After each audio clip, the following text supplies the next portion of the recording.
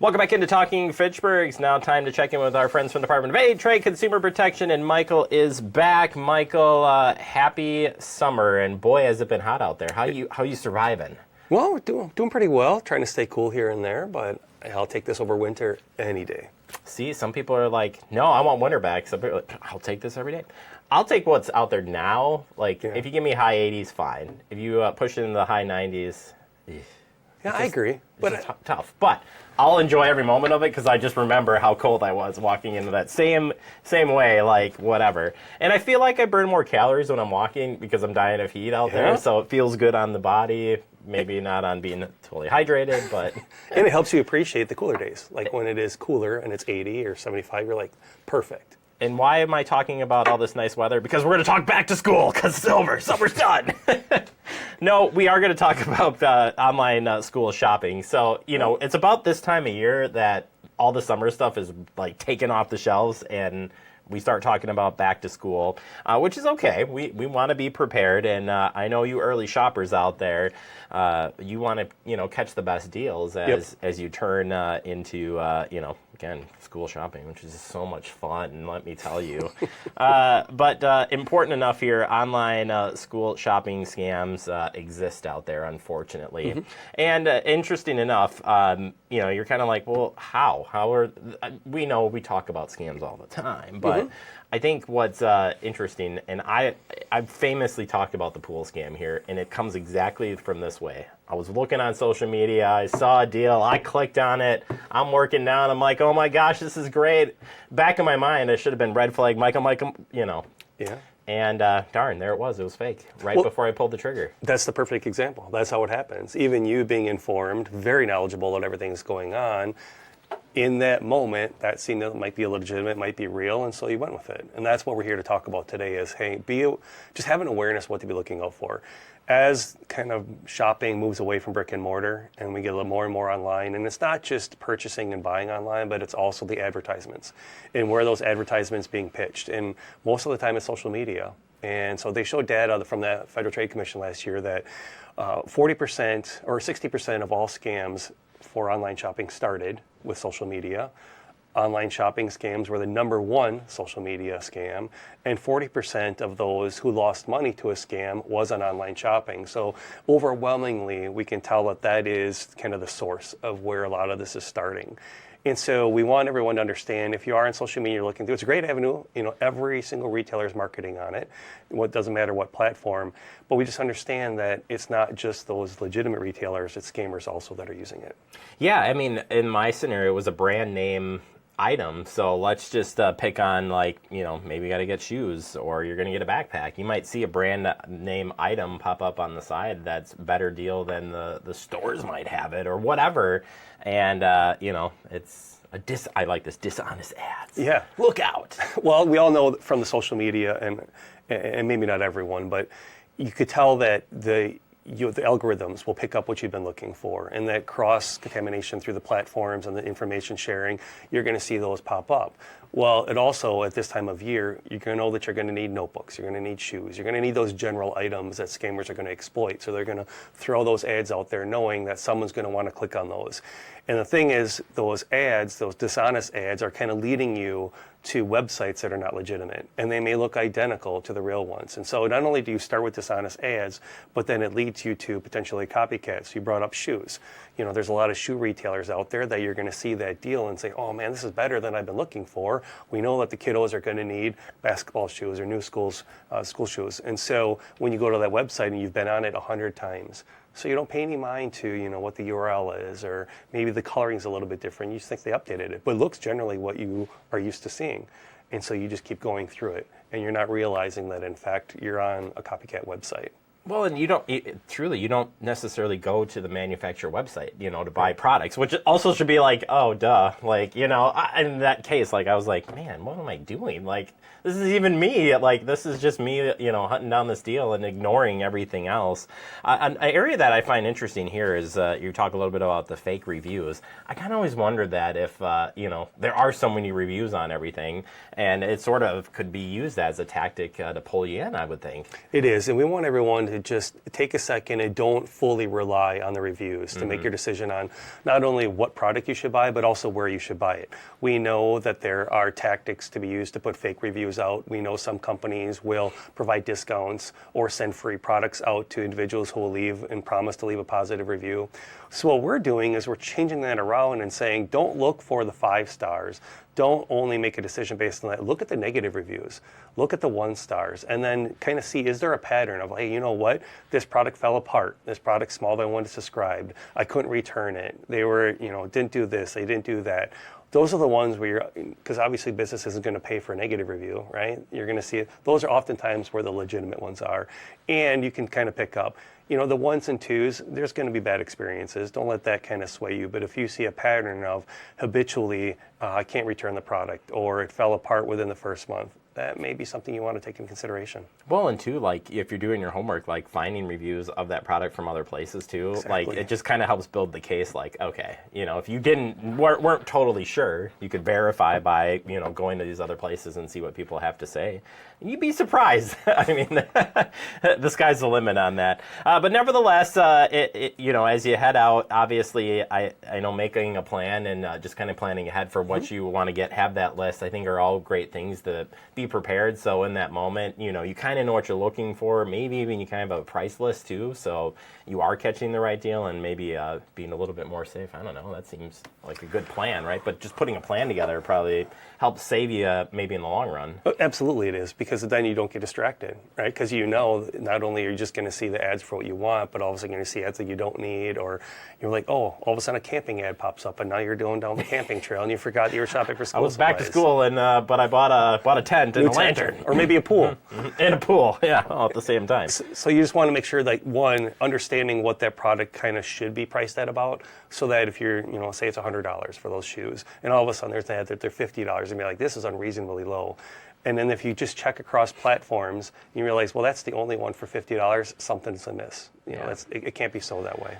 Oh my gosh! Well, I hope folks take some time on the back to school stuff. There's a lot coming up, and take your time. We're going to change gears now here, hard pivot, but very interesting one here on a government imposter scam that leads to gold bar loss. And I was like, gold bars, buying gold bars? That's still a thing, huh?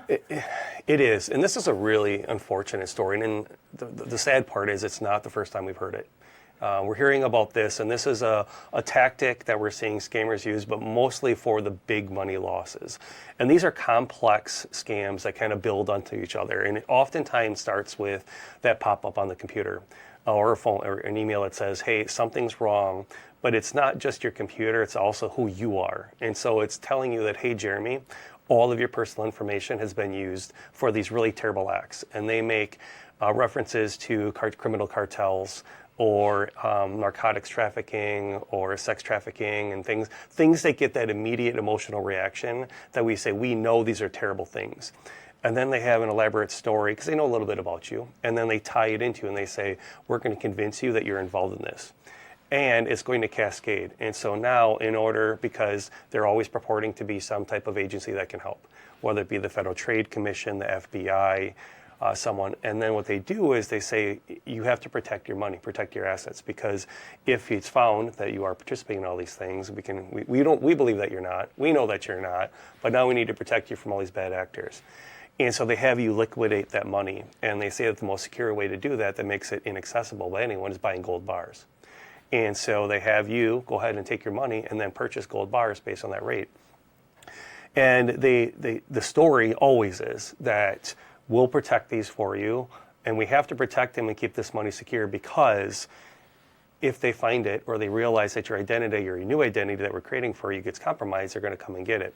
The key here is that now that they want to say, they have this fictitious non-disclosure agreement, this NDA, that will tell you that, look, we're going to build a new identity for you, but you can't tell anyone about it or it's no good.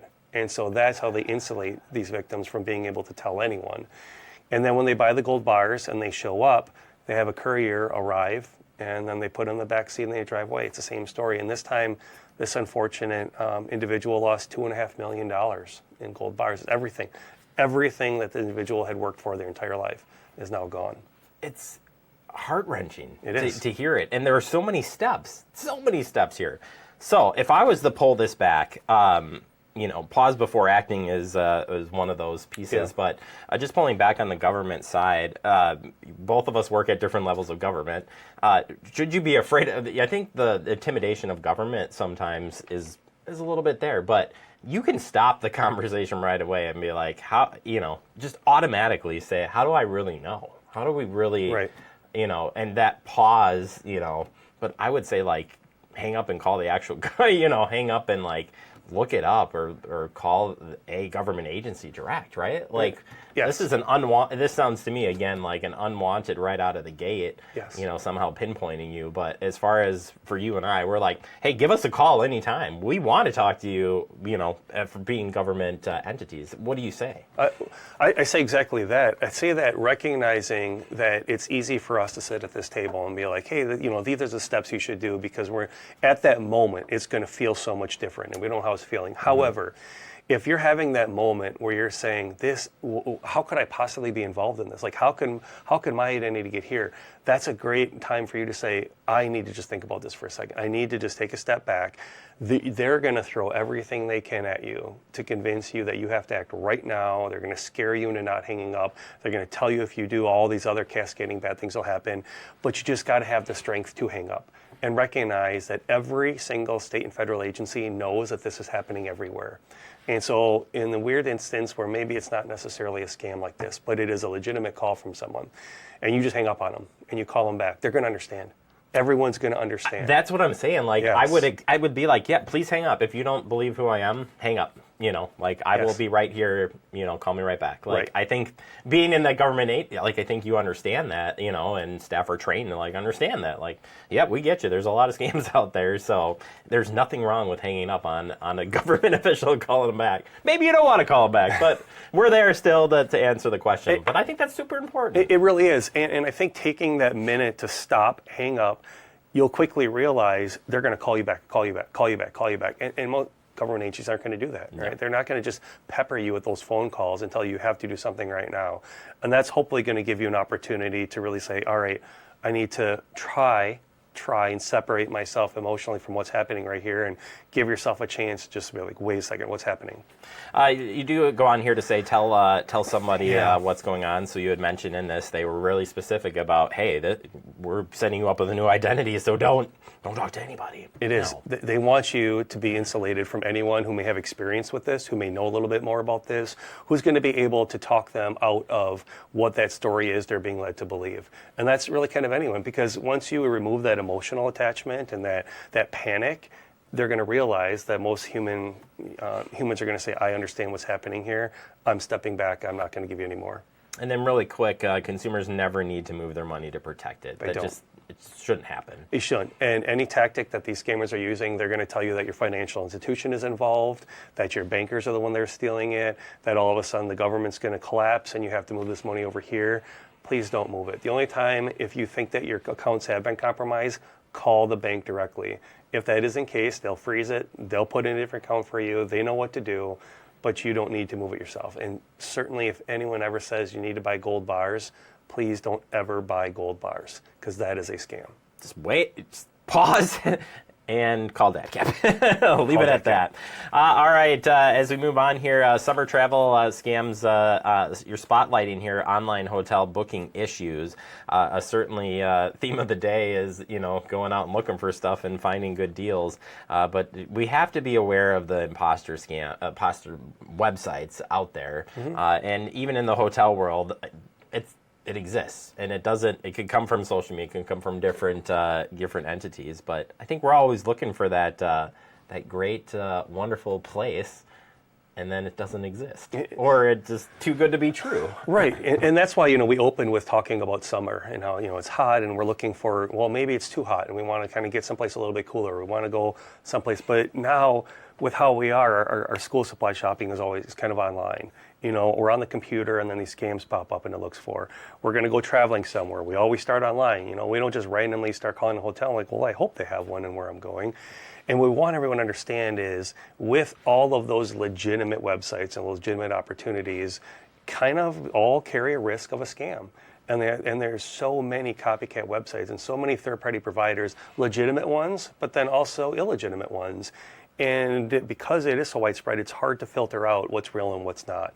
And that's why we're just reinforcing, and you mentioned it earlier, which is a really great way, is go directly to hotels that go to them where you can. You know, maybe you can't always go directly to the manufacturer for certain products. Hotels, you absolutely can. And so as we encourage everyone, you might see a better deal on a third-party site, or the hotel might say we're sold out, but a third party says that, oh, we got rooms. Well, maybe they don't. And so just being very cautious when you book there. I think it's, again, it can be, it's to me, it starts with the deals. It starts with and it just throws you off right out of the gate. And if you want to stop and do some homework and verify that the hotel is a nice hotel and it's got good ratings but I always like to compare the prices too of, what's the hotel charging directly versus that third party, just out of curiosity, because there's so many fees now too that are thrown in there that you're like, oh my gosh, how am I supposed to navigate this? It's a great point. And oftentimes those fees are going to come with those third-party providers and not always with the hotel directly. And so you're going to pay those in advance. The one thing I do want to highlight here is, and that we're starting to see more, is something called typo squatting. And what typo squatting is, it's taking web addresses and manipulating them. So long we talk about, well, an O becomes a 0 or whatnot. But what they're doing is they're taking, say, the name of a chain. And so that chain would be chain.com. And now they're doing chain.com/reservations. Well, technically, that's a new website. It is, yeah. But if you were to look at that, you wouldn't pay any mind to it. You'd be like, no, it's chain.com. That's where I'm supposed to be. Reservations. I'm trying to make one. And so it's manipulating what that web address is just to look like it's legitimate, but using different words to tweak it and tailor it and seem like it's real. And it's become, unfortunately, a lot of people are booking through those and losing money. And then finally on this negative option billing, it's kind of fascinating. But what do you have to say when it comes to that side of the payment part, I guess? I would say attention to detail is when you're going through the booking process, is looking very closely at what add-ons or additional fees might be in there and paying attention to what that final purchase price is and whether that's changing. And what we're talking about here is booking through a third party that will be adding on some type of insurance, some cancellation insurance, maybe an additional transaction fee, processing fee that they're adding. And so you thought that you were getting a room for $200, now all of a sudden it's $400. And that's the case that we saw here is this was insurance where they didn't realize that that box had been checked, automatically added it, and now they're paying significantly more for that room than what they thought. And so this is something called like negative option billing, or it's kind of dark patterns where they're kind of pushing you into getting something that you didn't agree to or you didn't even know that you were buying. And so it's just being very attentive during the checkout process. And that might be a legitimate site. For sure. So that, we've talked about scams all day long here, but you could be sitting on a legitimate site with that checked. Yeah, I don't even know it. In a lot of these third-party providers, and we're not talking about outright scams, we're talking about legitimate businesses that will in fact book a room for you, but in doing so, they're going to add on all these other fees that you're going to pay substantially more for the same product you potentially get when you went direct. So it's just understanding all of the considerations you need to make when you're shopping online. All right, well, we covered a lot of ground here today. If you want to learn more about the stuff we talked about or have questions or you're concerned that maybe you're involved in something, that's okay. Time to stop and check in with you guys. How can we find you on the website and find more about these topics? So it's great. We have fact sheets that cover everything we're talking about. Online shopping, how to understand what those risks of scams are, how to make sure you can prevent identity theft and recover from it, hotel booking, travel. We have all of it on our website at datcp.wi.gov.